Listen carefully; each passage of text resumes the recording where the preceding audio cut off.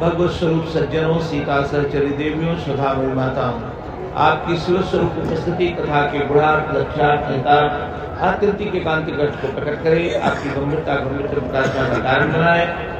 आप शिव स्वरूप श्रोताओं के श्री चरणों में कथा में आए हुए शब्द रूप पत्र पुष्प फल अर्पण करने के क्रम में कथा रस से अभिषेक करते हुए श्री राम श्रीमद् भागवत महापुराण को आधार बनाकर श्री तीर्थराज प्रयाग श्री गंगा जी की गोद में बैठकर सौभाग्य हासिल करें।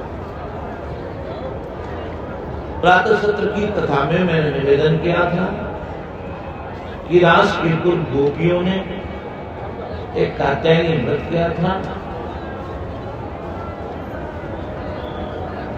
कात्यायनी व्रत के दरमियान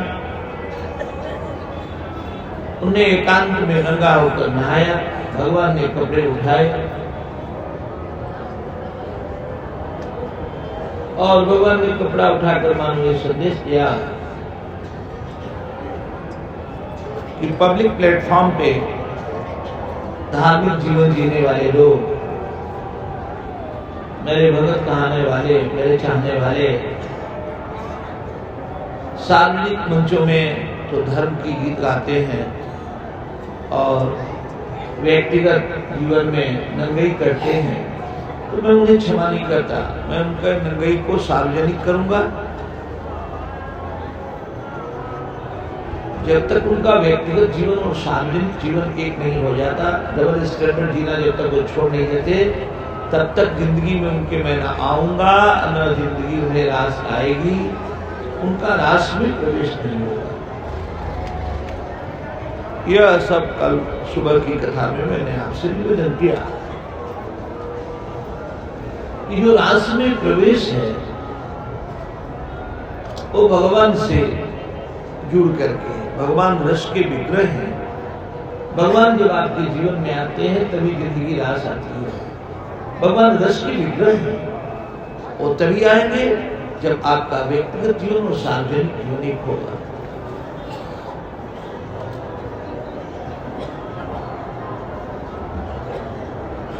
आपका पब्लिक लाइफ और पर्सनल लाइफ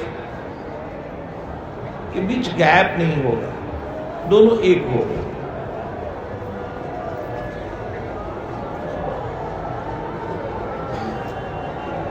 आपके देखने, दिखाने, होने में कोई अंतर नहीं होगा, तभी भगवान आपके जीवन में आएंगे, अन्यथा भगवान आपके जीवन में नहीं आएंगे। भगवान को आप पसंद नहीं आते। भगवान चाहते हैं कि जो आपका जीवन दिखाई पड़ रहा है वही वास्तव में आपका जीवन हो भी। ये नहीं कि ऊपरी तौर पे तो आप कुछ और हैं और अंदर में कुछ और हैं। ये जो डबल स्टैंडर्ड जीवन है, आपके दिखने में और आपके होने में जो गैप है, उसी को कपड़ा उठाकर चेक किया और भगवान ने मानो संदेश दिया अगर एकांत में नंगई की तो हम आपके नंगई को का पर्दाफाश करूंगा और पूरे जगत को हंसाने का कारण बनाऊंगा और आपको रुलाऊंगा। साधु साधु साधु, ये बात सुबह की कथा में तय हुई। इसके बाद भगवान अगले शरद पूर्णिमा में जब इनका व्रत पूरा हुआ तो भगवान इनकी गोपियों के जीवन में आए।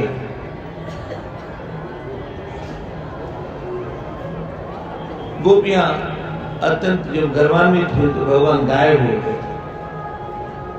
एक प्रधान गोपी ने कहा, मानो भगवती श्री राजराजेश्वरी जी ने कहा कि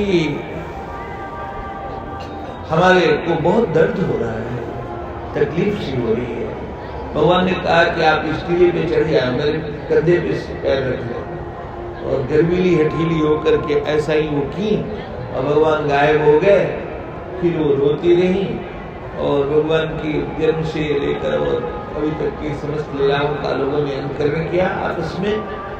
कोई पूतना बनी बाबा, कोई यशोदा बनी, कोई कन्हैया बनी और इस तरह से लीला का प्रारंभ हुआ। सबसे पहले जो रासलीला हुआ वो गोपियों ने की। साधु गोपियों ने जो रासलीला देखते हैं ना, दिन में जो रासलीला यहाँ होती है मंच में, उसका प्रारंभ गोपियों ने किया। अब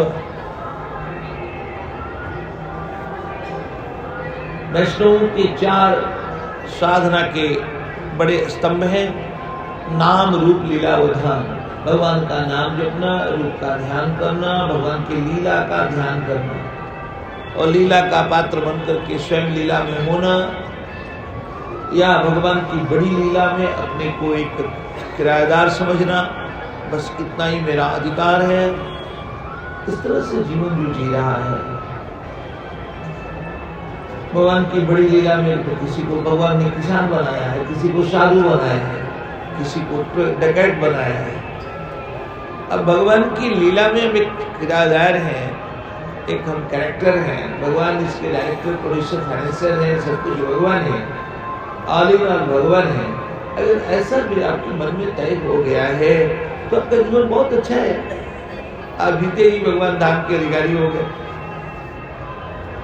साधु, ये मैंने आपको सुबह की कथा में रास जो हुआ था, तो भगवती जो हथेली गर्मी होकर के भगवान के कंधे पे पैर रखने को चाहिए, भगवान गायब हो गए, रोती नहीं सारी गोपियां और विरह में लीला की, तब भगवान प्रकट हुए।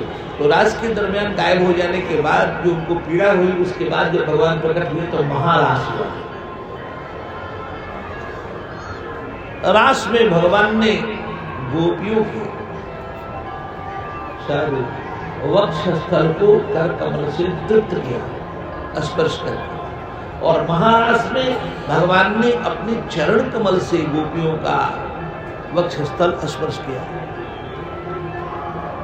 भगवान की चरण कमल का जब हमारे हृदय में ध्यान होने लगता है, और भगवान के चरण कमल के ध्यान करने से जो हमारा हृदय तृप्त होता है, तो महाराज साधु साधु।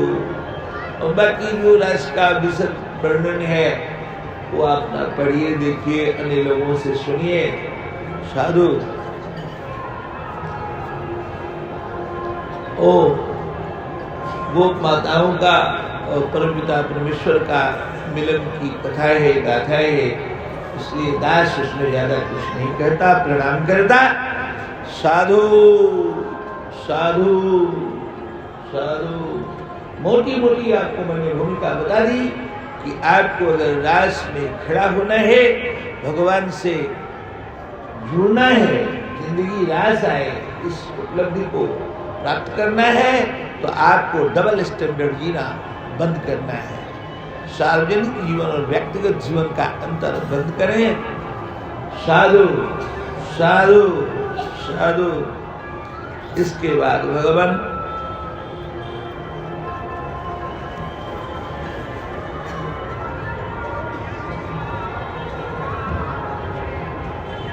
धीरे धीरे ये बात पता चल गया है कि भगवान नारायण श्री कृष्ण रूप में सुधा वृंदावन में विराज रहे हैं। कंस ने अक्रूर जी को तय किया। अक्रूर कहते हैं कि भगवान के चाचा थे और भगवान के भक्त भी थे। अक्रूर जी को समझाया कंस ने कि भगवान को वार्षिक उत्सव का बहाना करके लाइए और हम उनको मरवा डालेंगे और आधा राजपाट अपना दे ले लेंगे, आधा आपका हो जाएगा, आधा हमारा। अक्रूर जी तो जाना नहीं चाहते थे, भगवान के भक्त थे, लेकिन उनको लगा कि अगर मैं नहीं गया तो मुझे मार डालेगा। तो गए तो भगवान को लेने के लिए वो। जब वो जाने लगे श्री अक्रूर जी, तो मथुरा से अक्रूर जी सुधा वृंदावन आ रहे हैं, बहुत दूरी नहीं है, परंतु सुबह से चले और शाम हो गया है। वो धूली वेला में वो पहुंचे। सुबह से जब चले तो इतना देर कैसे हो गए? इतना देर कैसे हो गया, सुबह से चले हैं और इतना देर हो गया। साधु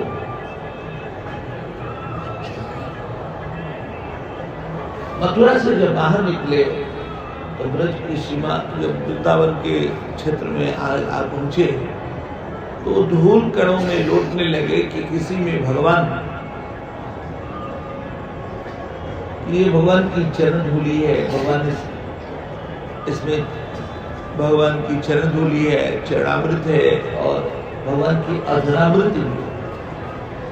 भगवान बिन गोपाल ठौर नहीं कहूँ, भगवान का तो समस्त जगह है, भगवान सर्वव्यापक है।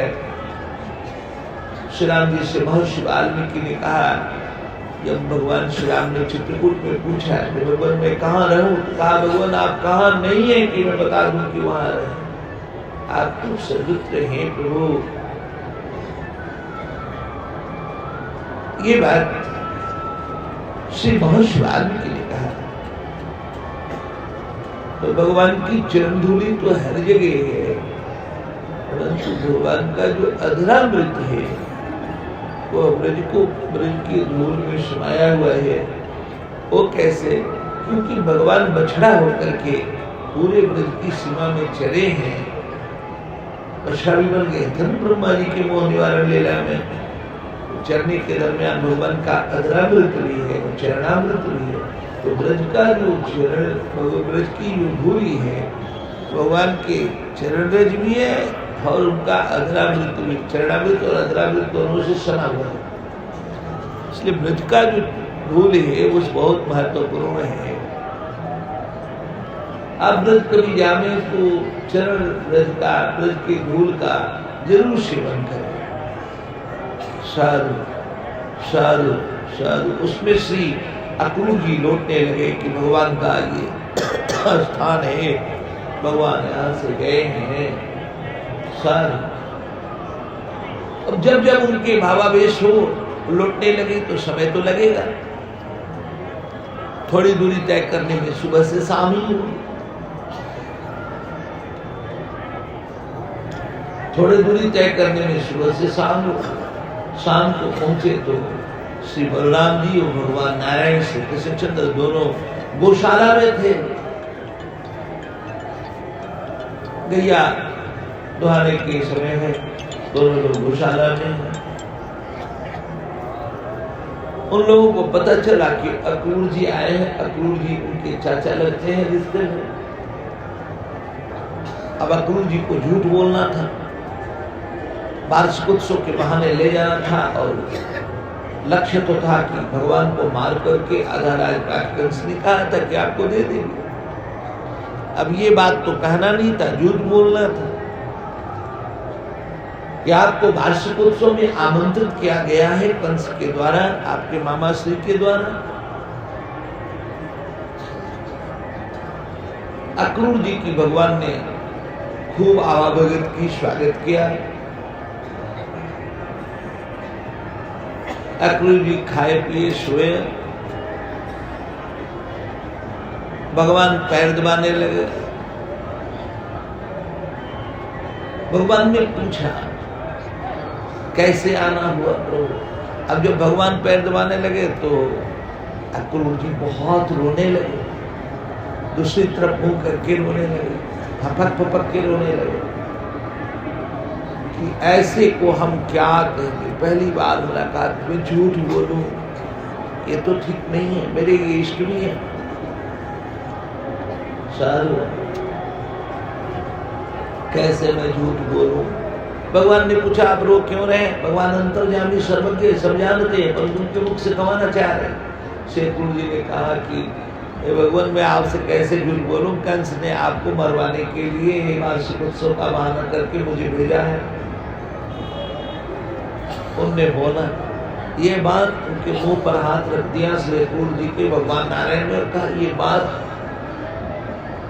यशोदा मैया को, नंद बाबा को न पता चले, यहाँ के ग्वाल वालों को न पता चले। अगर ये बात पता चला तो कोई जाएगा नहीं, अब मुझको भी नहीं जान दिया जाए। मेरी मैया तो बिल्कुल नहीं जाते थे, मेरे दादा बाबा भी नहीं जाते थे।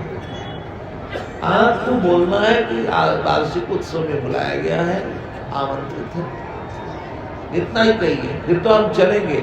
और आप संकोच न करें, सब समस्या का समाधान हम करा देंगे। साधु साधु किसी से कहना, भगवान का जाना तय हो गया है। रथ में सवार, सोने का रथ में सवार होकर जा रहे हैं। साधु भगवान जब रास्ते में एक सरोवर के निकट पहुंचे श्री अक्रूर जी, तो रथ को लगा करके स्नान करने चले गए सरोवर। सरोवर में डुबकी मारी ना, तो भगवान दिखाई पड़ गए। और जब ऊपर हुए, सरोवर से सिर निकाला बाहर, स्नान की डुबकी से बाहर आए, तो ऊपर रथ में भी विराजमान है और नीचे भी दिख रहे हैं। अब तो अक्रूर जी को पक्का ही हो गया कि ठाकुर है, जगन्नाथ, सर्वव्यापक, सर्वनियंता, सर्वाध्यक्ष, धर्माध्यक्ष। श्री अक्रूर जी भगवान के चरणों में सिर रखे और कहने लगे कि आप कंस के बुलावे से तो जा रहे हैं, लेकिन दास के भी घर पवित्र कीजिएगा। आपकी चरण धूलि की आकांक्षा रखता है दास आपका। उन्होंने कहा कि पहले मामा कंस का ध्यान करेंगे, क्योंकि उनकी गेस्ट होके जा रहे हैं, फिर आपके यहाँ भी आएंगे। अब इतने में मथुरा की सीमा आ गई। मथुरा की सीमा में प्रवेश हो गया। साधु साधु साधु मथुरा की सीमा में प्रवेश। भगवान ने कहा कि रथ को लेकर के जाइए, हम तो नंगे पांव आएंगे टहलते हुए। हम लोग यही का छोरा है, ग्वाल वाल है, जानवर चराते हैं, तो हम लोग चलते फिरते अपना मौज से आ रहे हैं। चलिए आप ले जाइए अपना रथ में, मैं आपके यहाँ आऊंगा, पर इनका गेस्ट हूं तो पहले इनका समाधान करूं। भगवान चल पड़े। रास्ते में धोबी मिला। धोबी कंस का कपड़ा धोने वाला। कंस मोटे रहे होंगे दुबले, मोटे रहे होंगे ना, रावण मोटे रहे होंगे नहीं, ये लीला वाले कंस बने। अब आपको थोड़े कंस बनाया गया है। लीला में कंस का पात तो मोटे को मिलेगा, हम लोगों को मिलेगा, रावण को मिलेगा, रावण का भात, कंस का भात मोटे को मिलेगा, दुबले को नहीं मिलेगा। अगर दुबले को मिलेगा भी ना, तो लीला का जो डायरेक्टर है उसके पेट में कपड़ा बंधवाएगा, नहीं पेट बड़ा दिखे, मोटा मोटा दिखे, और दुबला पत्ता नहीं होगा। कि दुबला पतला होगा? बिल्कुल नहीं, मोटा होगा, खूब मोटा, पुष्ट होगा। मैं आपको निवेदन किया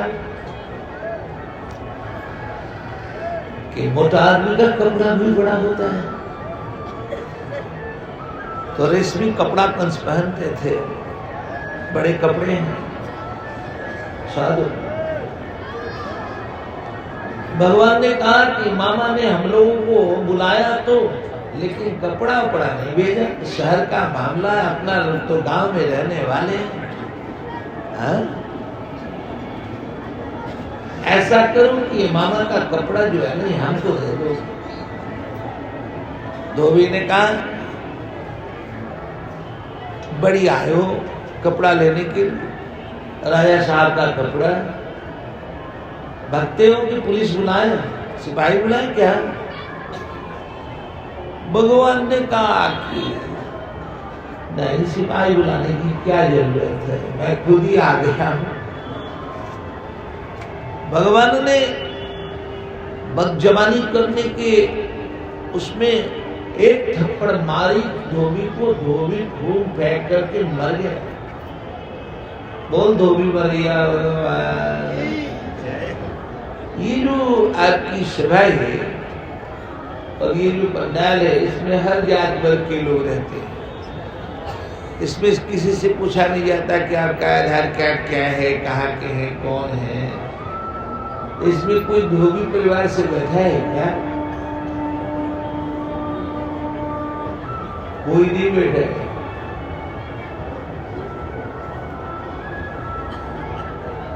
धोबी को मारा भगवान ने। भगवान श्री रामावतार से इस पे गुस्सा रहे होंगे, इसी ने से सीता जी को निकालने के लिए आवाज उठाई थी। मैं कोई राम नहीं हूं कि दूसरे के घर रह के आओगी रख लेंगे, इसी ने कहा था। भगवान ने उसका समाधान किया। गुस्सा तो देखिए कई बार ऐसा होता है इतनी सी गलती कुछ करे बहुत मानने लगेंगे आप, तो गुस्सा पहले से आपका मन रहता है। उस समय तो आपने अपनी भड़ास निकाली नहीं, अब सब ले दे के मूल ब्याज सहित पड़ा और ये गया।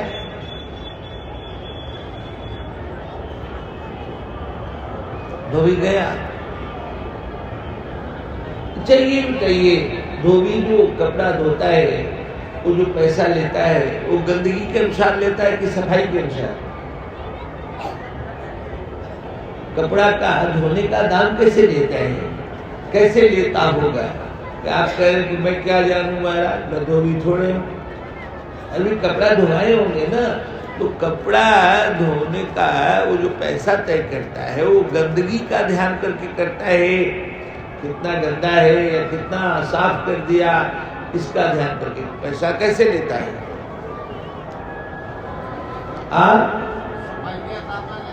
नहीं, बिल्कुल गलत। सफाई के अनुसार आप पैसे देते हैं, वो तो गंदगी के अनुसार दाम लगाता है। धोबी जो होते हैं वो जितना गंदा है उतना दाम लगाएंगे, कितना धुलाई होगा, और पैसा देने वाला जितना साफ होता है उतना पैसा लेता है। ठीक मैं कह रहा हूं? तो गंदगी देखते देखते धोबी को आदत हो गई गंदगी देखने की। वो भगवान की आत्मा से सीता जी में भी गंदगी देखने लगी, और आज तो हद ही हो गया, आज तो भगवान में ही गंदगी देखने लगे। तो भाई थोड़ा जाती हो रही है, लेकिन आदत सो आदत। गंदगी देखने लगे, ये बात कहां तक जाएगी? भगवान और भगवती दोनों में गंदगी देखने लग रहा। भगवान ने कहा भैया पूरा हो गया, अब तो गंदा ही पड़ेगा, इतनी गंदगी देखने के बाद में बचना नहीं है। भगवान ने मारा और मर गया।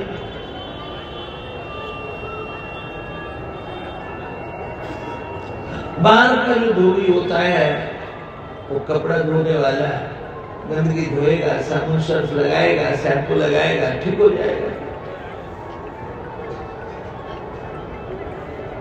लेकिन हमारे अंदर जो धोबी बैठा हुआ है, अक्सर लोगों से बातचीत करने में आप सुने होंगे, घर पे सुनते हैं, कहा हो क्या हाल चाल है? बिल्कुल ठीक है, बाजार में मिल गए थे, एकदम धो दिए, मुंह दिखाने लायक नहीं रहे, सब कह दिए एक तरफ से। भरी बाजार में कहे रुआसा हो गए भागे। हम लोग खा पी करके दूसरे को धोने के चक्कर में घूमते रहते। बाहर की गंदगी तो धोने से खत्म हो जाएगी अगर लगी होगी तो, लेकिन दूसरे के चरित्र की गंदगी की बात कर करके आप इतने गंदे हो जाते हैं कि फिर अपना पाप इतना बढ़ा लेंगे कि अब आपके लिए फिर असंभव हो जाएगा सब। साधु भगवान से हम प्रार्थना करें, हे प्रभु हमारे अंदर का जो धोबी कैरेक्टर है वो मरे, दूसरे को निंदा में लिखकर बेइज्जत करके अपने को खुश महसूस करने का जो ढंग है वो सदा समाप्त हो जाना चाहिए। साधु भगवान ने थप्पड़ मारी, मर गया। फिर भगवान आगे बढ़े, कपड़े तो बड़े बड़े थे, भगवान दर्जी मिल गए, दर्जी से भगवान ने कपड़ा अपने लायक एकदम फिट बना दिया। भगवान तो छोटे थे ना, 7 वर्ष के भगवान ने अपने अनुसार कपड़ा बनवा लिया, उस कपड़े को कटवा करके भगवान मथुरा की सड़कों में चल रहे हैं।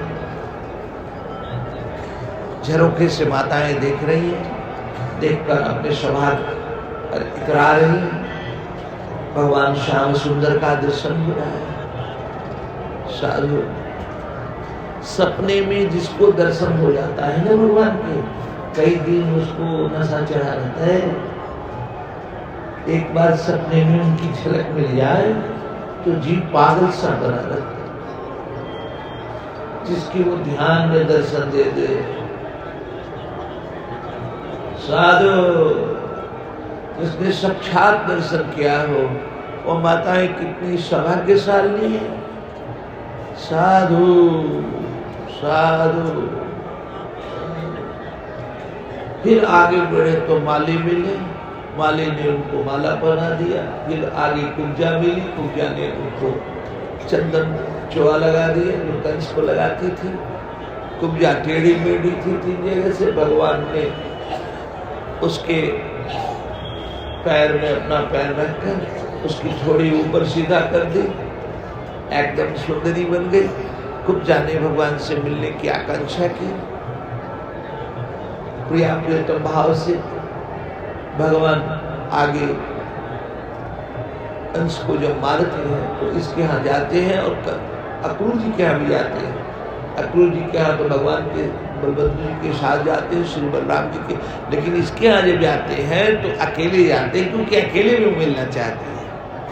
साधु भगवान ये यथा माम तो बदलते तांस, जो मुझे जैसे भजता है मैं उसको वैसे भजता।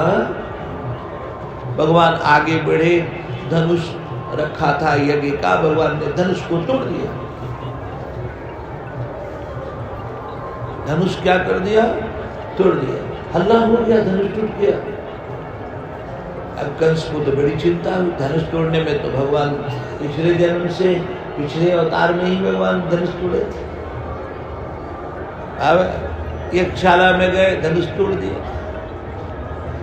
अब कंस ने कहा कि कल क्यूलापीड़ हाथी को शराब पिला करके महावत के साथ दरवाजे पर रखा जाएगा। जो भगवान अंदर प्रवेश करेंगे तो इनकी पास मांगा जाएगा प्रवेश कार्ड, और जब वो नहीं दे पाएंगे तो फिर वहीं पे हाथी को इशारा करना, हाथी को उठा के पटक देगा, मर जाएगा।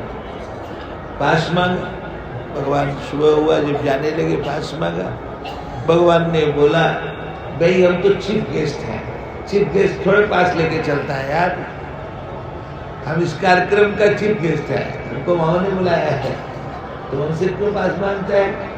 हाथी को इशारा किया, हाथी आगे बढ़ा, भगवान उसके सूट पकड़े खींचे, दोनों पैरों के नीचे से निकल कर उसका पूंछ खींच दिया और भगवान हाथी को नचा करके दे मारी, पटका भगवान ने, हाथी मर गया।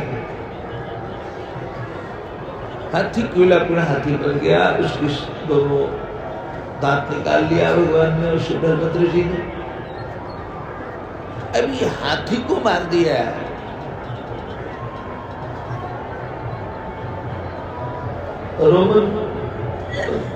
रोमन पद्धति में घटनाएं घटती थी। तो रोमन शासन पद्धति था कि राजा वही बनेगा जो जंगली जानवरों से लड़ेगा, जो जंगली जानवर को, शेर को, बाघ को मार देगा वही राजा बनेगा। वास्तव में पशुता को समाप्त करना ही प्रभुता को उपलब्ध होना है। अपने अंदर की पशुता को जो गिरा देता है वही राजा है। बोल द्वारिकाधीश भगवान की जय। गिरा दिया, मरा। भगवान अंदर घुसे, चाणूर मुष्टिक अंदर में थे। चाणूर मुष्टिक पहलवान थे, भगवान को लड़ने के लिए कहा गया। जो साथ में लोग आए थे हाय हाय करने लगे, नहीं ये इतने छोटे हैं, कैसे होगा। अरे ओलंपिक में जब रेसलिंग होती है, पहलवानी होती है, तो बॉडी वेट के अनुसार होती है ना। कोई 100 किलो का है तो 100 किलो, 90-95 का पहलवान लड़ लेगा। ये थोड़े हो गए 40-50 का 100 किलो से लड़ेगा। हैवी वेट का पहलवान अलग होता है। चाणूर मुष्टिक बड़े हैं, ये छोटे हैं, ये कैसे लड़ाई होगी। नहीं ठीक नहीं है, बिल्कुल नहीं ठीक है। ये प्रश्न उठा, कंस ने सुना कि प्रश्न उठ रहा है, नहीं लड़ाई नहीं हो, बहुत जाती हुई। भगवान से कंस ने कहा, क्यों तो पुतना को मारा, बकासुर, अगासुर, वत्सासुर सबको मारा, तो क्या तुम चाणूर मुष्टिक से लड़ने में डर रहे हो। भगवान ने कहा, मामा तुम अगर महाकाल से कह दो तो लड़ जाओ, काल से लड़ जाओ, हमें किस बात का डर। चाणूर मुष्टिक से भगवान ने हाथ मिलाई और दोनों को दे पटकनी मार गिराया। बोल चाणूर मरैया भगवान की जय हो, मुष्टिक मरैया भगवान की, दोनों मारे। अब बारी थी कंस की। कंस सिंहासन में बैठे थे, भगवान की भार पर पसीने और खून की बूंदे थी। उनके हाथी को मारा, दांत निकाला, पसीने और खून की अपूर्व शोभा हो रही थी श्री बलराम जी और श्री भगवान नारायण की। भगवान सिंहासन आरूढ़ कंस की तरफ बढ़े और कंस का चोटी पकड़ करके नीचे खींचा, गिराया, मानो स्टेडियम जैसा रहा होगा। बीच में खेल हो रहा था, दर्शकोत्सव चल रहा है और दर्शक दरगाह में लोग बैठे हुए हैं। उसी में प्रधान जगह पर कंस बैठे थे। कंस को चोटी पकड़कर भगवान नीचे घसीटा और घसीट करके नीचे गिरा करके भगवान नारायण अनंतानंद जी के रोए रोए में समा रहा होता है, संभल रहा होता है। ऐसे भगवान नारायण श्री कृष्ण चंद्र आसमान में उछल करके सालो अनंतानंद ब्रह्मांड को धारण करने वाले ठाकुर उसकी छाती पर कूदे और वो खून फेंक करके कंस मर गया। और कंस मर गया, सरकार गया खत्म हो गया। इतने दिन के लिए उछल रहा था, आज समय पूरा हो गया। और भगवान ने सोचा कि कोई कंज्यूमर फोरम में जाकर केस न कर दे कि हमने तो श्री कृष्ण लीला दर्शन हेतु टिकट लिया, प्रेम का दर्शन करने के लिए प्रेमावतार भगवान नारायण हैं और इतना लड़ाई उड़ाई करके सलेस कर दिया है। नहीं, हमने टिकट खरीदा है प्रेम देखने के लिए। नहीं, वो ये लड़ाई वो झगड़ा और एक एक करके क्यूलापुर हाथी को मारा, चाणूर मुष्टिक को मारा, बहुत श्रेष्ठ हो गया। तो भगवान ने अपने साथ में आए हुए लोगों से कहा, साधु, अरे जब भगवान ने मारा ना, जब मारा भगवान ने तो भगवान की जयकारी होने लगी, जय जय जय जय। तो भगवान ने कहा, मैं नंद नंदेश्वर हूँ, मैं यशोदा नंदन हूँ, मेरा इस तरह से नाम लिया और नंद बाबा के छाती 56 इंच का हो गया। नहीं, और मेरा लाल ऐसा किया है। साधु बहुत बड़ा महसूस किया। फिर साथ वालों से भगवान ने बोला कि पैर में जो पाजेब है, घुंघरू है, लाओ। मैं पहन लूं। भगवान ने पहन लिया और ठुमुक ठुमुक करके पूरे स्टेडियम में नृत्य किया, ताकि जो मामला बहुत सीरियस हो गया था उसको सरल और सहज कर दे, प्रेममय कर दे। साधु साधु। फिर उसके बाद भगवान जेल में बंद अपने श्री वसुदेव जी और देवकी जी बाबा मैया के पास गए। श्री देवकी जी के चरणों में सिर रखकर कहा कि हमारे कारण आपको इतना कष्ट उठाना पड़ा, आप क्षमा कीजिए। मैया ने बोला, हे भगवान, अब मेरे पर कृपा कीजिए। मैंने अपने बच्चों का मुख नहीं देखा, वो सब मारे गए, उनका अब दर्शन करा दीजिए। आप मेरे को भैया कहें। साधु, मैं आपसे करबद्ध निवेदन कर रही हूँ मां होने की हैसियत से कि आप कृपा कीजिए। वो 6 बच्चे जिनका मैंने ठीक से मुंह भी नहीं देखा था, मारे गए, उन सब भगवान ने उनका दर्शन कराया। और फिर श्री देवकी जी ने कहा, तेरे नाना उग्रसेन जी कंस ने जिनको जेल में बंद किया उनको मुक्ति दिला, राजगद्दी दिला। भगवान अपनी मैया की महात्मा के कन्हैया ने नाना उग्रसेन को जेल से मुक्त कराया, उनको गद्दी दिया। साधु साधु साधु साधु साधु। श्री उग्रसेन जी राजा बन गए, फॉर्मल राजा। असली राजा तो ठाकुर जी ही है, लेकिन फॉर्मल राजा। भगवान ने श्री रामावतार में भी बाली को मारा, सुग्रीव को राज दिया, रावण को मारा, श्री विभीषण जी को राज दिया, और यहाँ पर कंस को मारा तो उनके पिता उग्रसेन को। साधु साधु। भगवान किसी का राज्य नहीं छीनते, वो स्वयं में राजा है। साधु। वो जबरदस्ती नहीं राजा अपने को मनवाते, साधु लोग उन्हें राजा मानते, सबके दिल में राज्य करते। साधु। खूब बढ़ाइयां हुई। इसके बाद भगवान श्री साधु का गुरुकुल में प्रवेश हुआ। उन्हें यज्ञोपवीत हुआ, वहाँ श्री सुदामा जी के साथ पढ़े, थोड़े दिनों में सब पढ़ करके पारंगत हो गए। साधु। इसके बाद मथुरा में जब कृष्ण जी राजा हो गए तो भगवान फिर सुधाम वृंदावन देंगे, फिर वही रह गए। भगवान एकांत में हमेशा रोते रहते, बहुत दुखी रहते। श्री उद्धव जी ने उनसे कहा, कि उनके चचेरे भाई थे, उन्होंने उनसे कहा, आप इतना भगत भी थे उनके, भगवान के ज्ञानी भगत है श्री उद्धव जी। उन्होंने कहा कि आप इतने दुखी क्यों रहते? कहा मुझे अच्छा नहीं लगता, मथुरा में मुझे अच्छा नहीं लगता, वृंदावन प्रेम की नगरी है, मुझे वहां अच्छा लगता है। ये मथुरा तो ऐश्वर्य वैभव की नगरी है, और सदा वृंदावन सौंदर्य माधुर्य की नगरी है, मुझे अच्छा लगा।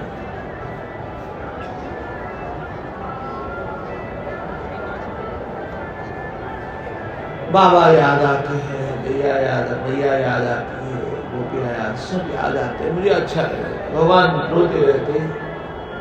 श्री उद्धव जी को अपना दूत बनाकर भगवान ने गोपियों को और बाबा को, मैया को समझाने के लिए भेजा। और इधर भगवान जब चले आए तो मैया यशोदा, जब नंद बाबा जी बिना लिए लौट गए ना, तो नंद बाबा तो माँ को समझा के आए कि मैं लेके आऊंगा, हम लोग साथ जा रहे हैं। भगवान गए नहीं। मानो श्री यशोदा मैया को और गोप मैया को पता चल गया था कि भगवान अब आने वाले हैं। दो ही लोग पुरजोर विरोध कर रहे थे, और वो वही घटना घटी, भगवान लौटे नहीं।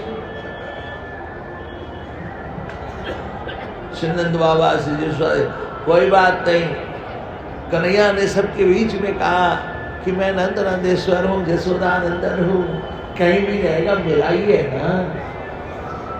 लेकिन भैया का दिल नहीं मानता। भैया माखन रोटी लेकर के मथुरा जा रही, सड़कों में बैठ जाती और लोगों से गुहार करती, कोई हमको मथुरा पहुंचा दे, मेरे कन्हैया से मिला दे। मैं श्री देवकी जी से प्रार्थना करूंगी कि हमको उदासी रख लें, उनके गौशाला में मैं काम करूंगी और मजदूरी के रूप में अब हमारी सारी मजदूरी होगी। श्री देवकी जी अपने कन्हैया को मेरी गोद में बैठने के लिए छूट कर दो।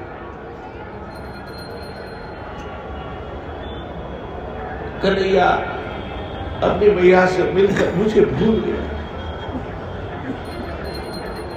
उसको वहां कोई पहुंचा दे, मैं देवकी जी की दासी बन जाऊंगी। ऐसा भैया क्या कह करके रोती, बिल्कुल बेसुध पागल सी हो गई। और उनकी हालत बिगड़ती हुई देखकर बाबा की भी हालत बिगड़ गई। श्री उद्धव जी को समझाने आए, लोगों को लगा कि शायद फिर से अक्रूर जी आ गए। बाद में स्पष्ट हुआ कि नहीं, दूसरे हैं। श्रीनंद बाबा को समझाते कि कन्हैया कहीं दूर नहीं है, वो आपके पास ही है। ये सब बात गोपियों को, बाबा को, भैया को समझाते।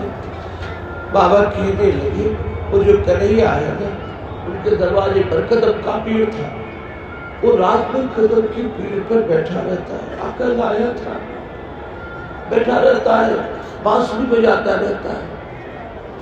उसे भूख लग जाती होगी, कुछ खाता पीता नहीं, दिन भर कदम के पेड़ पे बैठा रहता है। मैं जब कदम पे कुछ ले जाता खिलाने के लिए, भाग जाता है, फिर वहां नहीं रहता है। अभी रात भर यही था। वो किस कन्हैया की बात कर रहे हैं? वो तो हमारे साथ ही इसी पेड़ पे रहता है, रात भर बांसुरी बजाता है।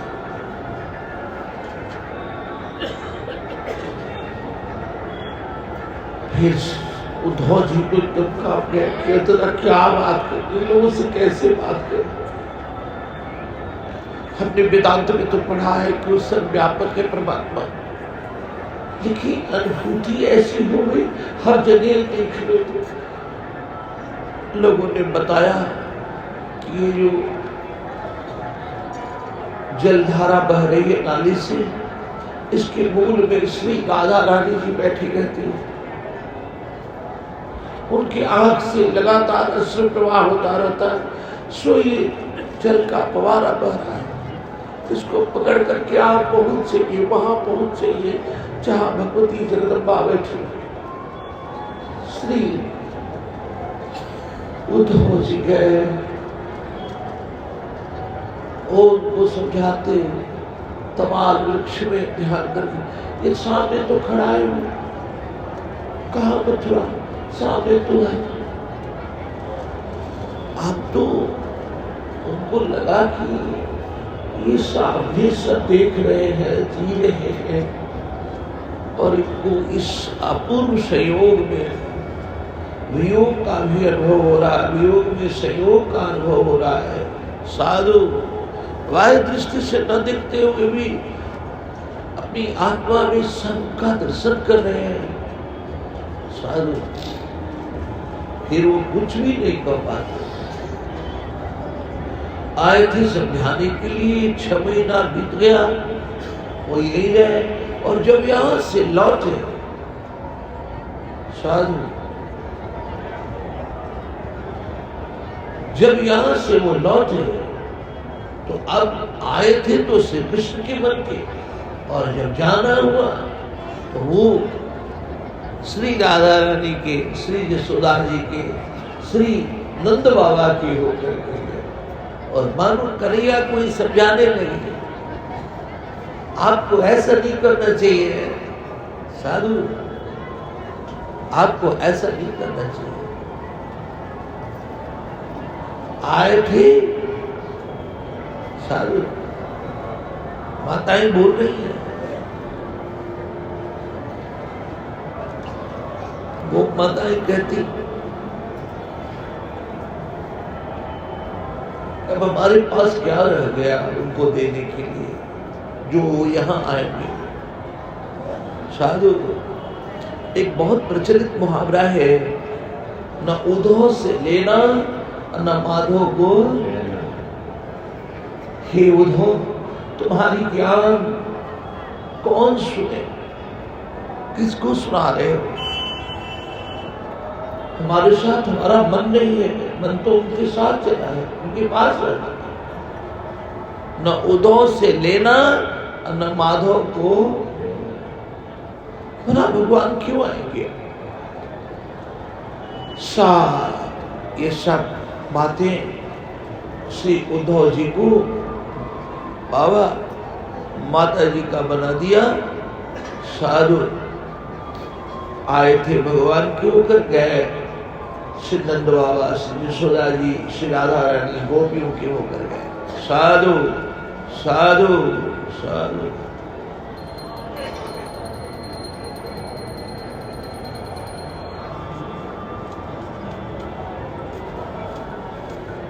अस्थि और प्राप्ति, कंस की दो पत्नी थी, जरासंध की लड़की थी। अस्थि प्राप्ति ने जाकर जरासंध से बताया, जरासंध मगध का पटना का रहने वाला, उनसे युद्ध हुआ।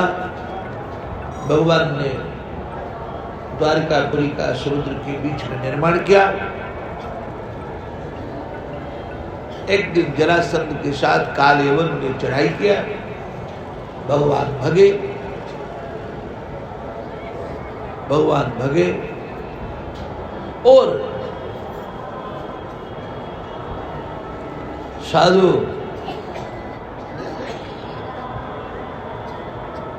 भगवान उस गुफा में घुस गए जिसमें मुचकुंद जी शयन कर रहे थे। मानदाता की परंपरा के मुचकुंद देवासुर संग्राम में देवताओं को विजय दिला करके देवताओं से आशीर्वादित होकर सो रहे थे। देवताओं ने प्रसन्न होकर के कहा था कि वर मांग लीजिए, कहा कि सोने का वरदान दीजिए। सोना not for ball for sleeping.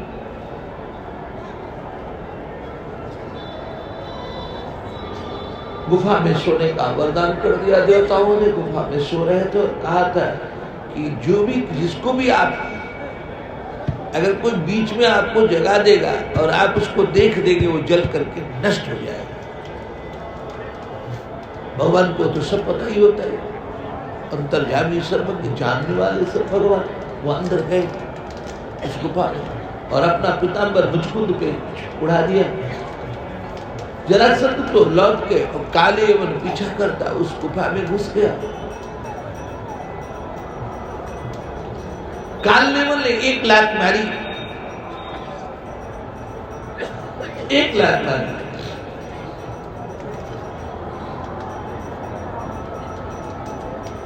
किसको 1 लात मारी? मुचकुंद जो सो रहे थे, मुचकुंद ने आंख खोली, कालयवन जल करके भस्म हो गया। फिर वो ध्यान किए, फिर चतुर्भुज स्वरूप से भगवान नारायण ने उनको दर्शन दिया। मुचकुंद जी को ऐसे जो श्री मुचकुंद जी थे,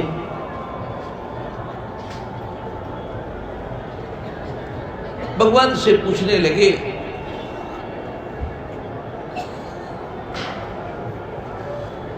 कि आप कौन हैं? भगवान ने कहा वैसे तो मेरी अनंत विभूतियां हैं, बताना असंभव है। धूल का कण गिना जा सकता है, लेकिन मैं कौन हूं ये नहीं बताया जा सकता। आप कह रहे हैं कौन है?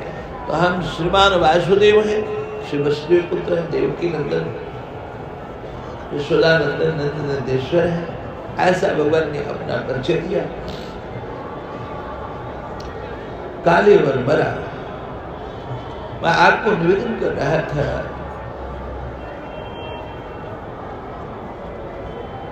कि जरा मतलब होता है बुढ़ापा, काल मतलब होता है जरा और मरण, मृत्यु। काल मतलब मृत्यु। ये जब आपके ऊपर चढ़ाई करे तो इससे बचने का एक ही उपाय है, आप भग जाओ। जब आपका बुढ़ापा आ जाए और काल आपके विपरीत हो जाए, काल विपरीत हो गया, जरा मतलब बुढ़ापा। साधु साधु, ऐ बाबा जी,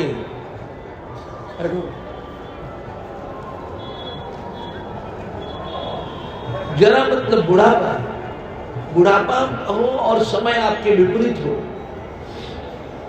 समय विपरीत हो, तो आपको क्या करना चाहिए? आपको लड़ना झगड़ना नहीं चाहिए, आपको छोड़ छाड़ के भजन करना।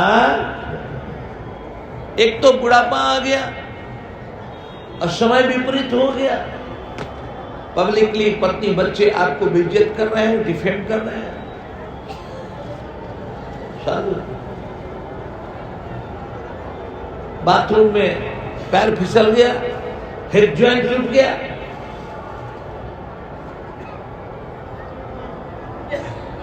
समय विपरीत है, बुढ़ापा भी है, तो क्या करना चाहिए? करना क्या चाहिए? करना चाहिए कि भाग पर लड़िए मत। अगर आप लड़ेंगे तो और भाग जाइए, तभी बचेंगे।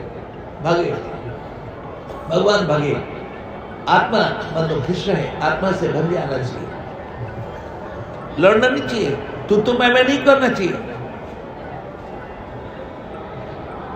साधु भग गए भगवान। और ये मुचकुंद देवताओं को विजय दिलाकर के अंदर में सो रहे थे, देवताओं से आशीर्वाद कर। देखिए, सोने को खूबसूरत बनाने के लिए आप सोने के पहले कीर्तन करके, भजन करके, ध्यान करके, अपने अंदर आसुरी परंपरा के मूल काम क्रोध लोभ को शांत करके, परास्त करके, देवताओं को, दैवी गुण को प्रमोद करके, देवताओं का संवर्धन करके, दैवी गुण से ओतप्रोत होकर के, आशीर्वादित होकर के गहरी नींद में सो जाना। सोने को खूबसूरत कैसे बनाए? सोने के पहले तू मैं न करे, काम क्रोध लोभ का प्रसंग न हो, दैवी गुण को प्रमोट करें, देवताओं का विकास करें, कथा कीर्तन भजन से युक्त होकर सोए।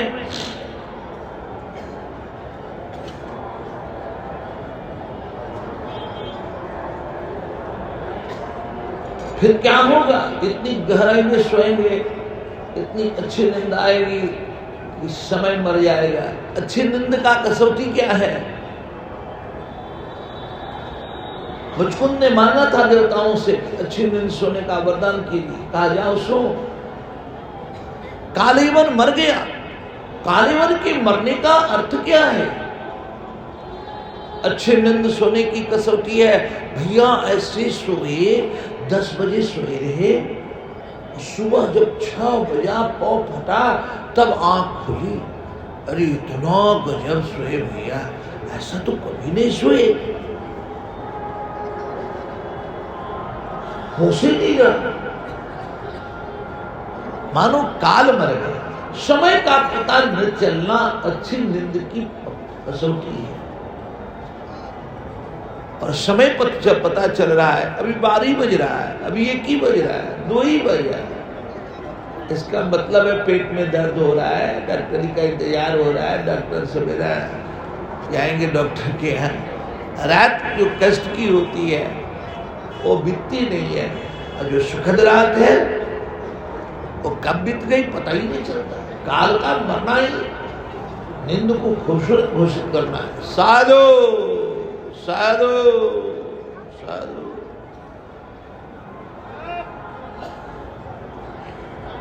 फिर इसके बाद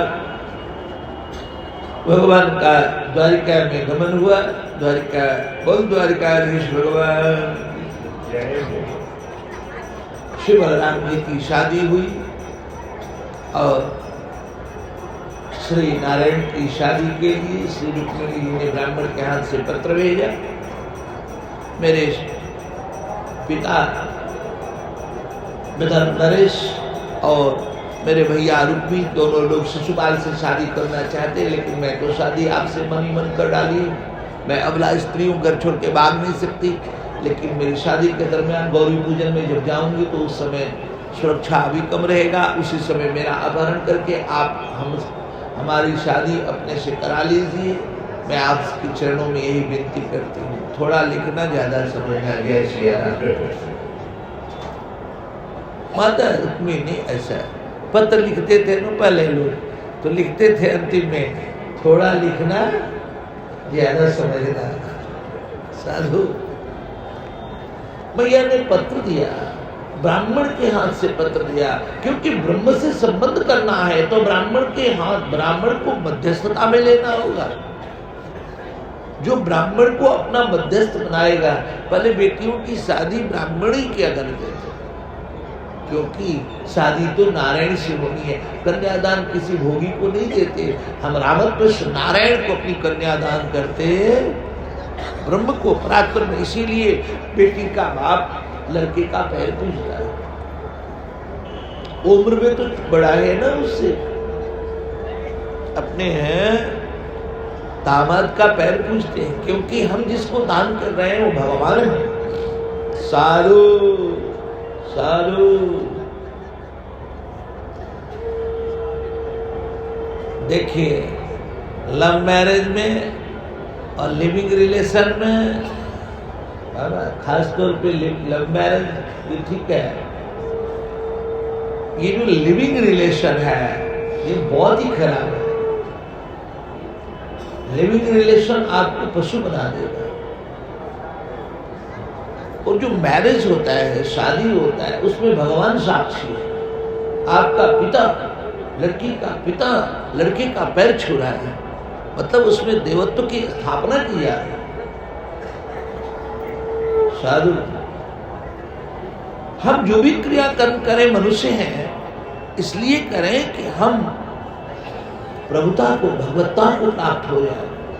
शरीर इंद्रिय मन बुद्धि से ऊपर उठकर हम आत्म लाभ कर सकें इस मनुष्य जीवन में। इसके लिए श्रेय मार्ग का अनुशीलन करें, आत्म लाभ को प्राप्त हो। इसके लिए हमें कोई व्यवहार करना चाहिए। साधु सेंसुअस प्लेजर के से उठकर रियल प्लेजर को प्राप्त हो, इसके लिए हमें हर प्रयास करना। टेस्ट के लिए नहीं खाना चाहिए, भगवान का प्रसाद पाना चाहिए। साधु ये बहुत बुरी बात है जो आजकल लोग कहते हैं टेस्ट कीजिए, टेस्ट कीजिए।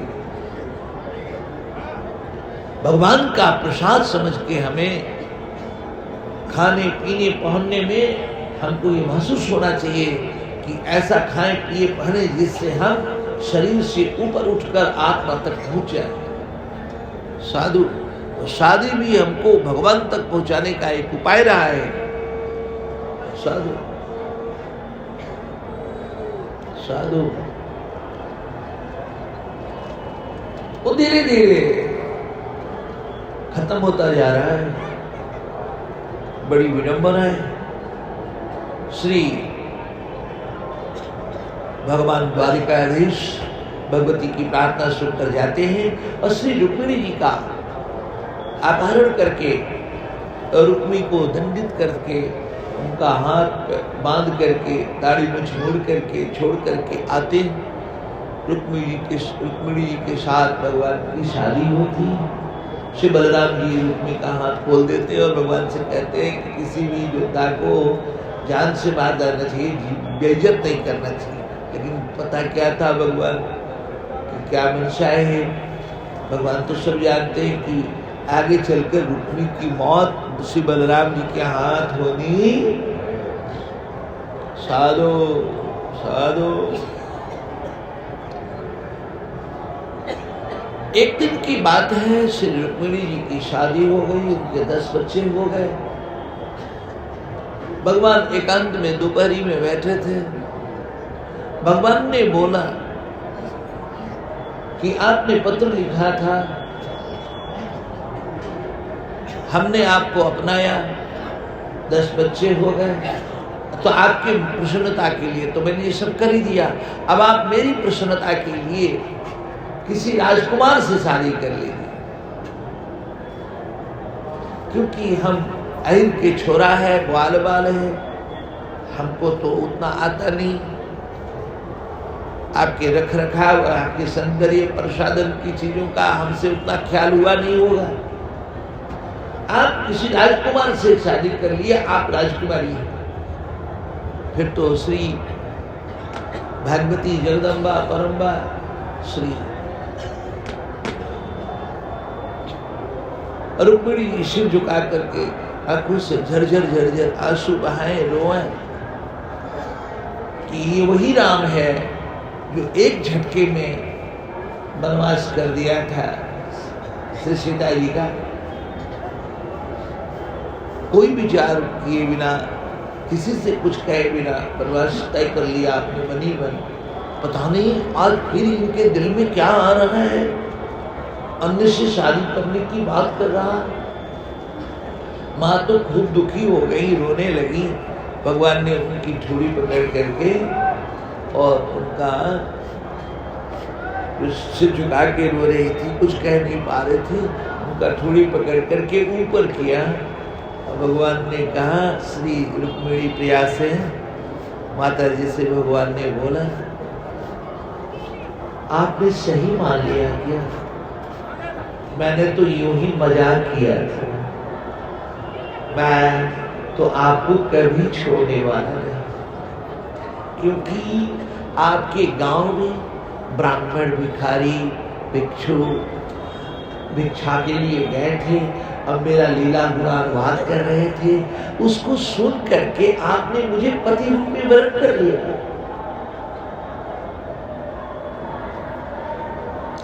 तो जब बिना देखे आपने मेरा वरण कर लिया, तो मैं भी अब आपको देखने वाला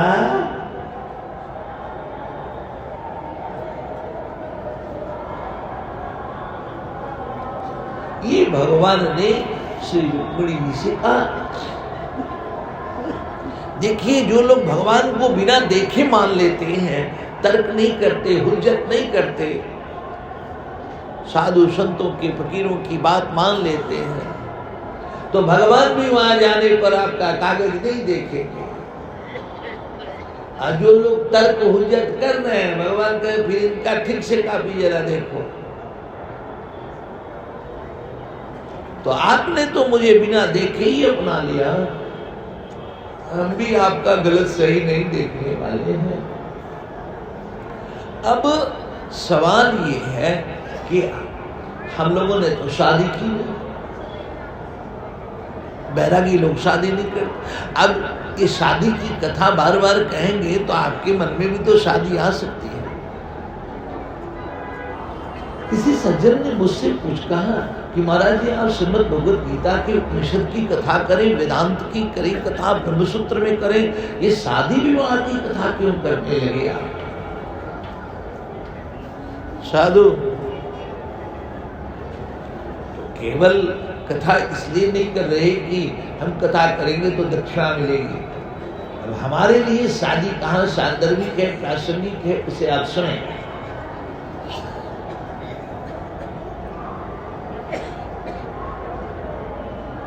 ये रुक्मिणी जो है वो साधक को रिप्रेजेंट कर रही है कथानक में, ये साधक का प्रतिनिधित्व कर रही है। रुक्मिणी प्रिया कौन है? साधक है, भगवान साध्य है, इष्ट है।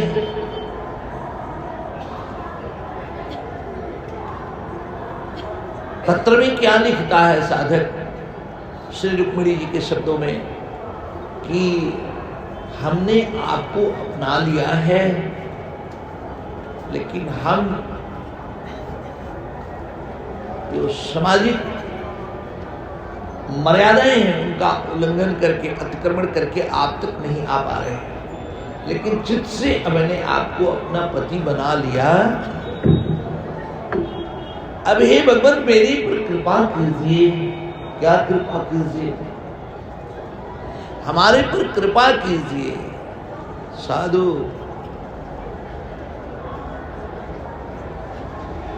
कि आप हमको अपने से जोड़ लीजिए। तो भगवान कृपा करते हैं और अपने से जोड़ लेते हैं, जबरदस्ती अपहृत करके। आपको जबरदस्ती में कितने दिनों से बैठा करके कथा सुनाता रहा। साधु आपका नहीं भी मन है तो आपको जबरदस्ती कथा सुनाई। साधु लोगों को भगवान जबरदस्ती भजन कराने के लिए बाध्य करते हैं। जो साधु थोड़ा भजन कर लेते हैं, भगवान का दर्शन हो गया तो भगवान कहते हैं तुम राजकुमार से शादी कर लो। हमारी जो चित्तवृत्ति है साधक की, उससे परमात्मा कहते हो गया त्याग वैराग। अब तुम कोट पहनो, पैंट पहनो, ढंग से रहो, राजा की तरह रहो। हो गया, बड़ा त्याग वैराग दिखा दिया, नंगे रह लिया, महात्यागी हो गया, ढंग से रहो राजा। भगवान जब हमको, हम त्यागी वैरागियों को, साधकों को जब पूरी दुनिया में फिर से लौटाने लगे, राजसी ठाट बाट में भेजने लगे, और उस समय रो करके भगवान से जो प्रार्थना करता है, प्रभु जिसको छोड़ के आए अगर उसी को फिर जिएंगे तो हम कुत्ता हो जाएंगे, उल्टी करके मानो खाएंगे। नारायण, अब श्री चरणों में आप रखिए, मेरे पर कृपा रखिए प्रभु, मैं तो कुछ नहीं कर सकता। तो भगवान ज्यादातर लोगों को, 99% लोगों को भगवान राजा बना देते और सब लोग लौट जाते। थोड़े से लोग रोध होकर भगवान के चरणों में रह जाते हैं, जो श्री रुक्मिणी जी की परंपरा के हैं, और बाकी को भगवान लौटा देते। जैसी कुछ सिद्धि हुई कि भगवान आपको राशि भाट ठाट बाट में क्या करते, आपको लौटा देते। जय हो गया, बहुत त्याग वैराग तुमने किया बाबा, तुम्हारी एड़िया फट गई, तुमने बहुत भजन किया बाबा, तुम जूता मोजा ठाट से पहनो राजा। मैं कहा भगवान लौटा देते। इस डेप्थ ऑफ ह्यूमन साइकोलॉजी को, इस लाइफ नैरेटिव को, इस जीवन दर्शन को मेटा नैरेटिव महाकथा के रूप में लाकर के खड़ा किया, और ये कथा का ऐसे हुआ। साधु साधु फिर भगवान की शादी, अगली शादी श्री जामवंती जी से हुआ, फिर जो है अगली शादी जो है श्री सत्यभामा जी से हुआ, श्री कालिंदी जी से हुआ, श्री मित्रवृंदा जी से हुआ। इस तरह से 8 पटरानियां हुई, 16,100 शादी भगवान के।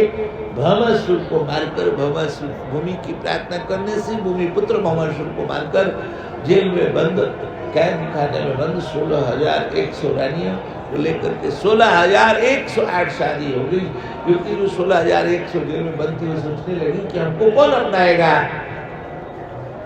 हमारे साथ उसने जाति किया है, तो जिसको कोई नहीं अपनाता, हारे का सहारा तो भगवान ही है। भगवान ने उनको पत्नी बनाया। 16,108 शादी भगवान की। साधु साधु साधु साधु। और आगे साधु श्री सीतानाथ भगवान की। अब भगवान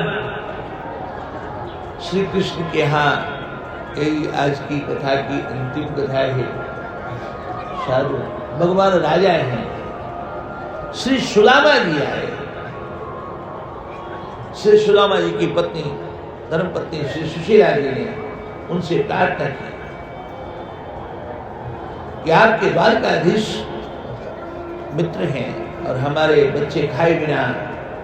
उन्होंने कहा हमें तो नहीं आता, मैं नहीं आता।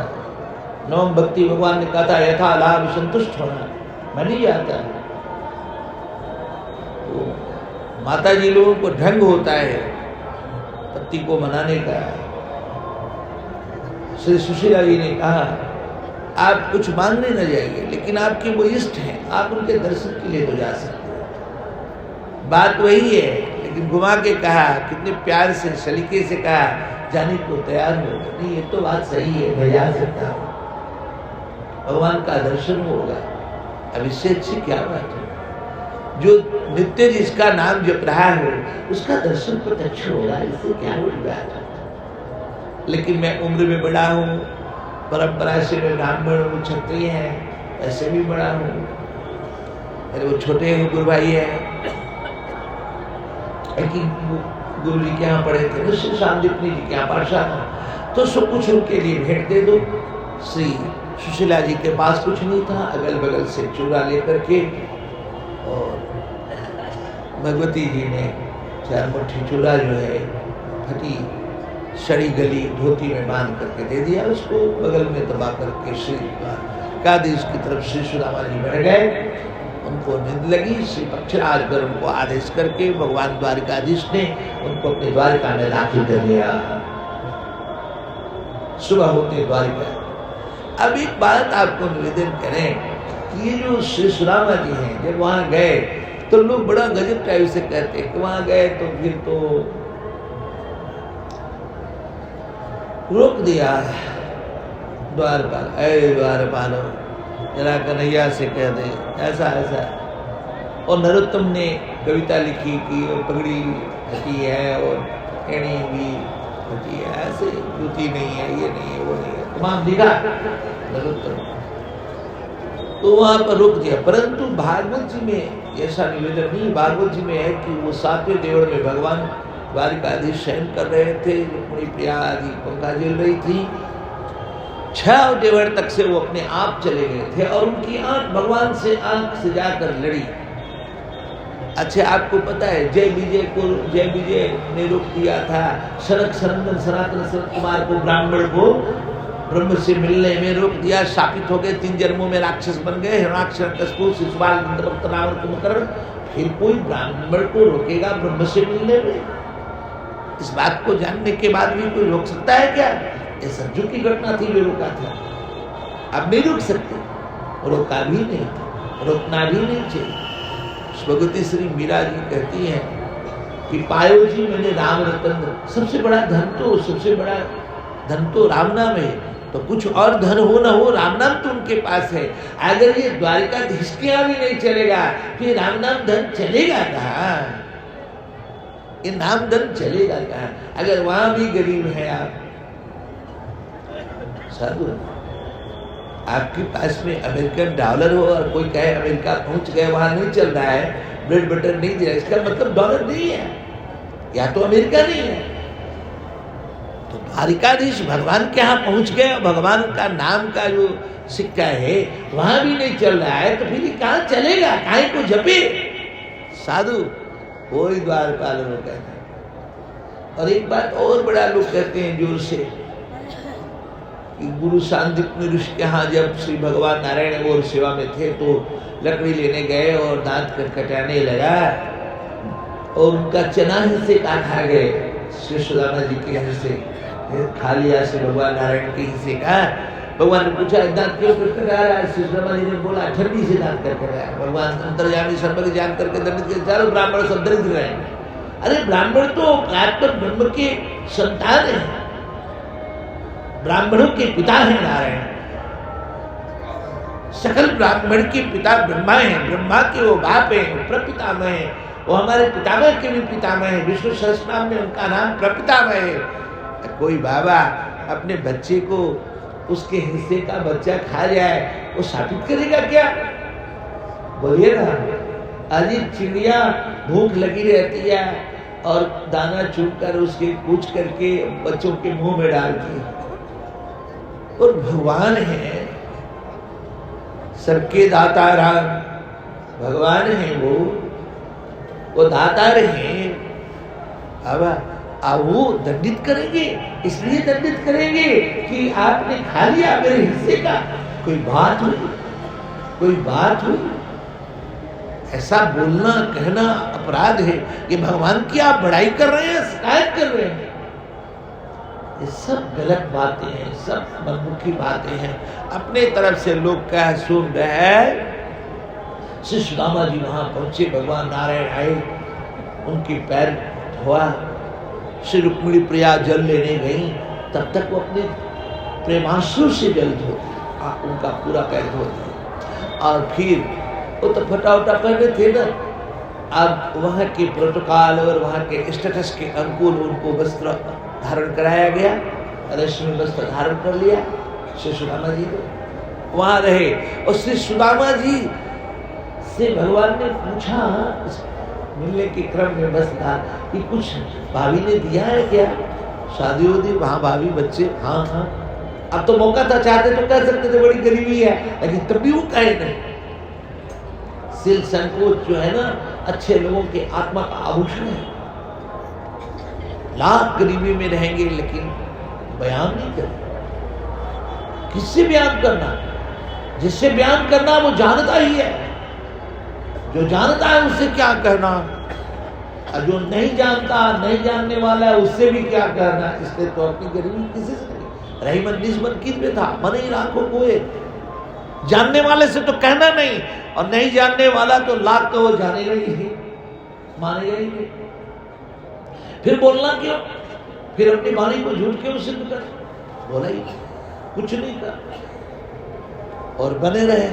तो जब चूरा उन्होंने कहा कि अकेले में तो दे भी सकते थे, चूरा जो धोती में बांध कर दिया था दे सकते थे, लेकिन श्री रुक्मिणी प्रिया है, लक्ष्मी जी है, डर लग रहा है, देने में संकोच हो रहा है। क्या लोग सोचेंगे कि इनके मित्र है, यही लेके आए हैं। अरे कोई काजू की मिठाई है तो दे दे, क्या हो, मेवा की मिठाई। अब ये चूरा क्या देवे, कैसे भेंट। भगवान तो भगवान अपनी उंगली से खींची, भगवान ने एक मुट्ठी लिया, दूसरी मुट्ठी जैसे मुंह में डाला, और रुक्मिणी प्रिया ने हाथ पकड़ा, नहीं सब कुछ दे दिया आपने, अगर आप आगे ले लेंगे तो मेरा भी दान हो जाएगा। भगवान उनको पलंग पर ले गए, उनकी आरती पूजा हुआ, प्रसाद पवाया गया, वहाँ महल में रहने लगे।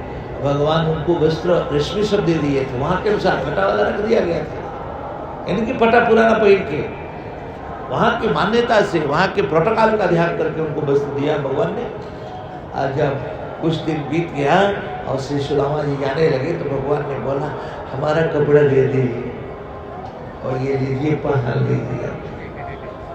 सच में बताओ, अगर मैं होता श्री सुदामा जी के स्थान पर तो जरूर क्या पड़ता, अरे सुशीला आपने तो भेजा था, अच्छा हुआ जो मैं मांगा नहीं, जो एक कपड़ा तक से ले लिया। हमारी फटी धोती दे दी उसने, भले दुनिया के लिए राजा हुआ, हमारे लिए तो पहले जैसा था, न मांग के साथ मैंने अच्छा किया। मैं तो यही सोचता, लेकिन श्री सुदामा जी ने मन ही मन सोचा, धन्य है द्वारकाधीश, हे नाथ, हे जगन्नाथ, मेरे पर आपकी महती कृपा है। आप जानते हैं कि मैं ब्राह्मण, दरिद्र, गरीब, ये राशि ठाट बात में रहकर भजन नहीं कर सकता, इसलिए मेरे भजन वाले वस्त्र को आपने दे दिया, मेरे पर महती कृपा आपने की। साधु, ये जो कपड़े हैं ना, कपड़े में आपके परमाणु आवेश हो जाता है। जो कपड़ा पहनकर भजन करते हैं साधु, जो चद्दर ओढ़ करके आपको नित्य नूतन भगवान के स्वरूप का दर्शन होता सपने में, जो रजाई, जो कंबल, जो चद्दर ओढ़ करके आप भगवान का स्वप्न में दर्शन करते हैं, जो कपड़ा पहन के बैठकर भजन करने में भगवान का दर्शन होता, ध्यान होता, कपड़ा बहुत महत्वपूर्ण होता है। साधु साधु, फकीर का कपड़ा सा सा सा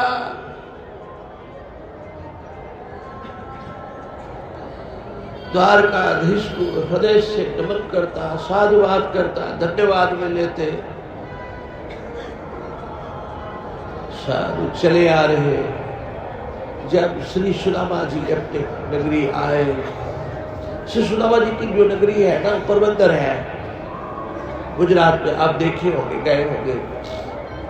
और मैं आपको बताऊं, उसी पोरबंदर शहर के महात्मा गांधी थे। महात्मा गांधी जी बचपन में सुदामा जी की कुटी पर आया करते थे और उनके व्यक्तित्व पर श्री सुदामा जी का गहरा छाप है।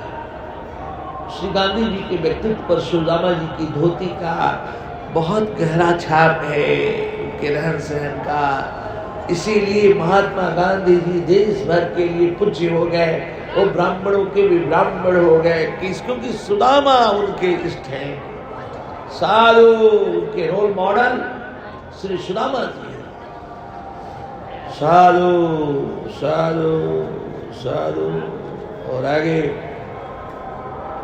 साधु। फिर इसके बाद में यदुवंश शापित हुआ, नशा कर लिया, दुर्वासा जी से शापित हो गए। उग्रसेन जी से पूछा क्या करना चाहिए। उग्रसेन ने कहा कि करना क्या है। वो शाम जो थे ना, जामवंती के लड़के, शाम बहुत सुंदर थे, उनको ले जाकर हाथ दिखाया। सब द्वारिका के जितने भी भगवान के पुत्र पुत्र सब शराब पी लिए। मारू नाम की माजरा पी करके हाथ दिखाई कि शाम की इनको लड़का होगा कि लड़की, क्योंकि वो तो लड़के थे ना, तो उनको तो न लड़का होगा न लड़की होगा। बाबा कहेंगे फंसेंगे। संतों ने कहा कि न लड़का न लड़की, जो होगा उसी से उसका संहार होगा। उग्रसेन जी से जाकर के कहा। उग्रसेन जी ने बोला इसको कूच करके समुद्र में डाल दीजिए। कूच कर समुद्र में डाल दिया। एक टुकड़ा बच गया। उसी टुकड़े से जना नाम के व्याधा ने बाण बनाई, उसमें भगवान को मारेंगे वो आगे चल करके, और जहां पर डाला वहां पर सरकंडा घास निकल आया। भगवान को पता चल गया है ये कुल शापित हो चुका है। भगवान ने उन सबको दान दिलाने के लिए गाड़ियों में सोना आदि भर करके, वस्त्र अन्न आदि भर करके ले जा रहे हैं। बाबा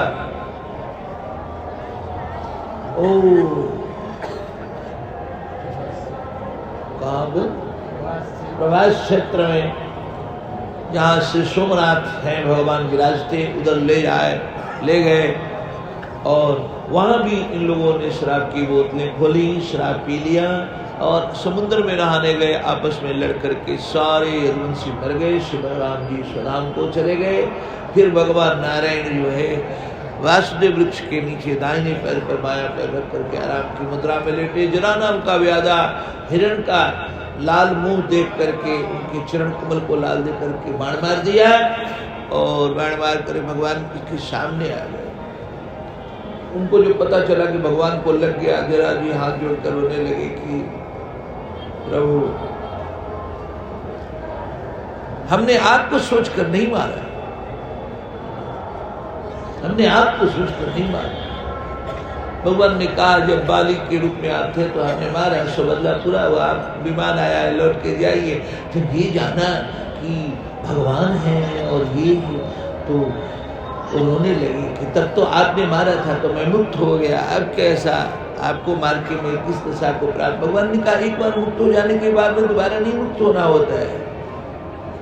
साधु आपको एक तरह से चीफ मतलब एक तरह से गेस्ट कलाकार की तरह हमने आपको इस भूमिका में रखा, आप जाइए।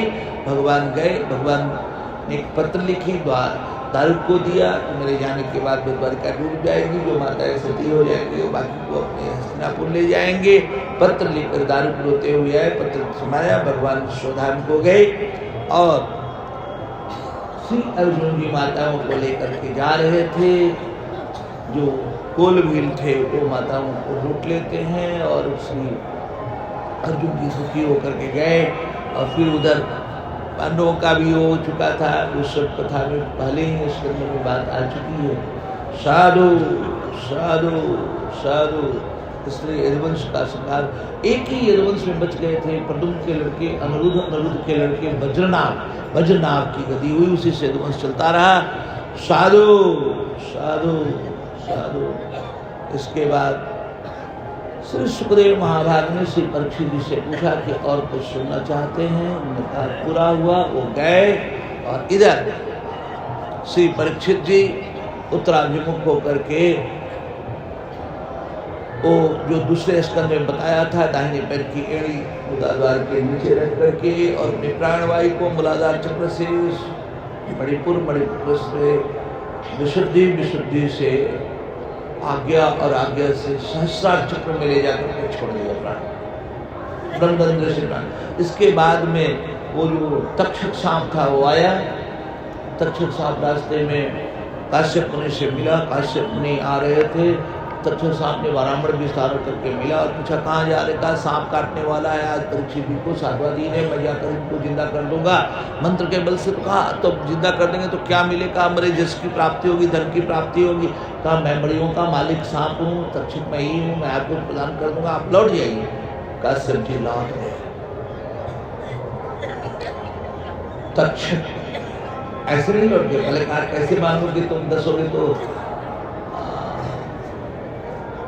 मंत्र का प्रभाव होगा, नहीं होगा। कि कैसे तक्षक ने मान लिया?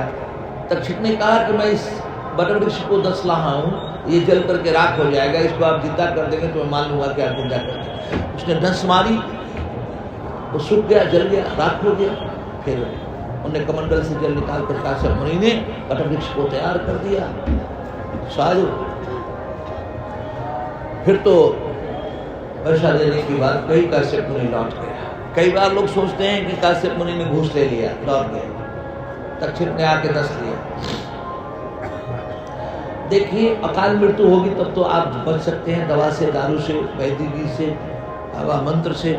आज जब आपका समय ही हो गया है तो कोई दवा दारू आप पे काम नहीं करते। तो वो परीक्षित जी के 7 ही दिन शेष था, इसीलिए परीक्षित जी ऋषि श्रृंगी से या उनके पिता समीक मुनि जी के गले में सांप डाले थे, क्षमा मांगने नहीं गए, क्योंकि उनका लास्ट डे था। और जब मृत्यु आपकी आ जाएगी ना तो दवा दारू कोई काम, मंत्र आदि कुछ नहीं काम करेगा। इसलिए काश्यप मुनि भी लौट गए, भैया कुछ मिलने वाला नहीं, वहां तो जिंदा होंगे नहीं, वो ये दे ही रहा है, चलो निकल चलो। और जब काश्यप मुनि लौट गए तो तक्षक सांप बन के आया और श्री परीक्षित जी को डसा। उसके पहले ही वो भगवान धाम जा चुके कथा के प्रभाव से। लेकिन जन्मेजय जी को लगा कि ऐसा हुआ, फिर जन्मेजय जी ने सर्पयज्ञ किया, फिर आस्तिक मुनि ने उनको मना किया। साधु फिर इसके बाद में कथा आती है कि श्री मार्कंडेय जी तपस्या कर रहे थे। भगवती पार्वती जी ने देखकर कहा भगवान श्री शंकर जी से कि तपस्या करते समय इनकी पीठ ऐसी सीधी रेखा में है जैसे आप जो तपस्या करते हैं तो पीठ सीधी रहती है, या आपके कौन से बच्चे हैं, जरा चलिए ना मिलिए इनसे। भगवान शंकर जी श्री पार्वती जी के साथ मार्कंडेय मुनि के पास आए, परंतु ध्यान में मग्न थे, आँख खोली ही नहीं। भगवती पार्वती जी डरी कि मैं तो इनको लेकर भोलेनाथ को आ गई, आँख खोल नहीं रहे हैं। शंकर जी ने कहा आप चिंता न करिए, मैं जिनका ध्यान करता हूँ उनका ही ध्यान कर रहे हैं। फिर भगवान ध्यान में प्रवेश किए, उनने आँख खोली, नारायण के ध्यान के बजाय शंकर जी आ गए। श्री शंकर जी पार्वती जी सामने थे, उनका पूजन किया। जानबूझ के थोड़े उनको बेइज्जत करने के लिए आँख नहीं खोल रहे थे। श्री शंकर जी पार्वती जी को पाकर के बड़े प्रसन्न हुए। श्री शंकर जी का मेरा दर्शन अगमोघ है, वर मांग लीजिए। कहा हे परम पिता, हे जगत पिता भोलेनाथ, आप बिना मांगे ही दर्शन दिए, तो अब मुझे कुछ भी मांगना शेष नहीं। तो मार्कंडेय मुनि जी के निष्काम व्रत को देख करके भगवान श्री शंकर जी ने कहा आप एक पुराण लिखेंगे, पुराण आपके नाम से होएगा, उससे जगत का कल्याण होएगा। वही मार्कंडेय पुराण बना, उसी से दुर्गा सप्तशती ली गई। फिर मार्कंडेय जी ने जब पुराण लिखने का वरदान प्राप्त कर लिया तो कहा कि आपने दिया, मुझको लेने में बड़ा अच्छा लगा, मुझे मांगने का मन कर रहा है। कहा मांगो? कहा मैं तो कह रहा मांगो। तो मार्कंडेय जी ने उनसे कहा माया का दर्शन करा दिया। भगवान का एवं अस्तु। भगवान श्री शंकर जी अंतर्धान हो गए और प्रलयकालीन सूर्य तपने लगा, संवर्तक मेघ बरसने लगा, हाथी के सूंड के बराबर एक धार गिरने लगी, धीरे धीरे पूरी सृष्टि जो है जलोकार हो गई, जलमग्न होने लगी। और उसी में मार्कंडेय जी थपेड़े में कहीं पहाड़, कहीं चट्टान, कहीं पेड़ जो है टकराए नहीं, पसीने भी गिर रहा है और भागते हुए निकले जा रहे हैं और तीर्थराज प्रयाग में पहुंच गए जहां आज आप हैं। साधु, ये प्रयागराज की वो धरती है जहां पर श्रीमद् भागवत महापुराण की कथा की पूर्णाहुति हो रही। साधु साधु, श्री मार्कंडेय जी यहाँ पहुंच गए। मार्कंडेय जी अत्यंत उद्विग्न हैं, अत्यंत व्यथित हैं, पीड़ित हैं और उनने वटवृक्ष के पत्ते में बालमुकुंद भगवान का दर्शन किया। दाहिने पैर का अंगूठा दाहिने पैर हाथ से पकड़कर भगवान चूसते हुए नजर आए और प्रलयकालीन पीड़ा उनकी समाप्त हो गई। और मार्कंडेय जी ने देखा कोई सृष्टि का प्रलय नहीं, जहाँ बैठे थे वहीं बैठे थे, बस ऐसा दिख गया उनको। माया कहते माँ मतलब नहीं, या मतलब जो नहीं होकर के है वही माया। माया दर्शन करना चाहते। साधु, बोल बाल मुकुंद भगवान की श्री अक्षय वट जी महाराज की जय। मानो इशारा कर गए कि कथानक का इशारा है, ये धरती ऐसी है कि यहाँ राजा आएगा छोटा पड़ जाएगा, जो विराट है वो तो यहाँ बच्चा बन गया। साधु साधु, प्रलयकालीन पीड़ा समाप्त होती है किससे? इस तीर्थराज प्रयाग में। साधु, भगवान को बाल रूप में देखने से, अर्थात यहाँ बाल स्वभाव में रहना चाहिए। यहाँ बड़ा बन के सीना उतार करके नहीं चलना चाहिए। यहाँ कितना भी बड़ा आदमी आएगा उसका आकार बिल्कुल छोटा हो कर देता है। यहाँ किसी का आकार पूरा नहीं होता। यहाँ तो भगवान ही छोटे हो गए थे। बोल सियावर रामचंद्र। भगवान हमारी पीड़ा का समाधान करेंगे प्रार्थना करके आज की कथा में वाणी में विराम। श्रीमद् भागवत महापुराण में 12 स्कंद 335 अध्याय 18,000 श्लोक। साधु, और इसके प्रत्येक श्लोक में वही भाव है जो इसके एक श्लोक का है। एक श्लोक दोहराए, कृष्णाय वासुदेवाय हरे परमात्मने प्रणतः क्लेश नाशाय गोविंदाय नमो नमः। कृष्णाय वासुदेवाय हरे परमात्मने प्रणतः क्लेश नाशाय गोविंदाय नमो नमः। कृष्णाय वासुदेवाय हरे परमात्मने प्रणतः क्लेश नाशाय गोविंदाय नमो नमः। ओम पूर्णमदः पूर्णमिदं पूर्णात् पूर्णमुदच्यते पूर्णस्य पूर्णमादाय पूर्णमेवावशिष्यते। सिया राम जी पूर्ण ब्रह्म है, सिया राम जी पूर्ण ब्रह्म है, सिया राम जी पूर्ण ब्रह्म है, सिया राम जी पूर्ण ब्रह्म है। हरे कृष्णा कृष्णा कृष्णा हरे हरे, हरे राम राम राम हरे हरे। राधे कृष्णा कृष्णा कृष्णा राधे राधे, राधे श्याम श्याम राधे राधे। बोल श्री राधा वर कृष्ण चंद्र की श्रीमद् भागवत महापुराण ज्ञान यज्ञ की आरती अति पावन पुराण की, धर्म भक्ति में ज्ञान का महापुराण भागवत निर्भय। सुख मुख विगलित निगम कर परमानंद सुधारस लीला रति रस रस आरती अति पावन पुराण। मथनी प्रताप निवार जन्म मृत्यु में भव सेवत सतत सकल सुख महासध हरि चरित गान की आरती अति पावन विषय विलास विमोह विशाल विमल विराग विवेक भगवत तत्पर प्रकाश परम ज्योति परमात्मा ज्ञान आरती अति पावन परमहंस मुनि मन उल्लास हर्ष कर हृदय रस रास विलास मुक्ति मोक्ति रसी प्रेम सुदास कथाय किंचन प्रिय सुजान की आरती अति पावन